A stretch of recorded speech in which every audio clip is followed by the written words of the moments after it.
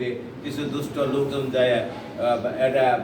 একটা লোকের দইরা 500 1000 5000 টাকা দিয়ে একটা ভিডিও বানায়, আপনারা চেক করলেই পাবেন, ভিডিও বানায় ভিডিওগুলো ছেড়ে দিতেছে।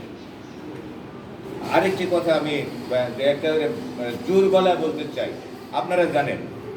যে এই যে যেটা বলছে যে 10 কোটি টাকার বিনিময়ে এখানে গেছে আমি এবং পিপি সাহেব জড়িত, যেভাবে ফেসবুকে লেখছে, আপনাদের কি এটা মনে হয় যে একটা এই ফেসিস্টের এই যে সর্বোচ্চ দুর্নীতিবাজ চন্দন পাল জেলা আওয়ামী লীগের সাধারণ সম্পাদক ছিল, আমার মতো লোক হয়ে কি এটা করতে, এই কাজটা করতে পারে? হয়তো 2-1 দিনের মধ্যে আমরা প্রতিবাদ একটা মিছিল করব, এটা মানববন্ধন করব দলে থেকে, এটা আমরা সর্বোচ্চ জায়গাতে আমরা যাব, আমরা আইন মন্ত্রণালয়ে আমরা যাব,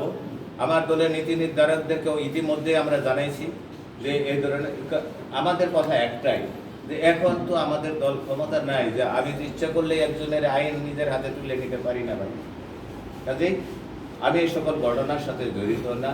যারা জড়িত আপনারা দয়া করে যদি তথ্যপত্র সহ একটু প্রমাণ সহ যদি একটু দিতে পারেন, ইনশাল্লাহ এটা কঠিন একটা বিএনপির যদি কোনো নেতা কর্মী যদি এখানে জড়িত থাকে,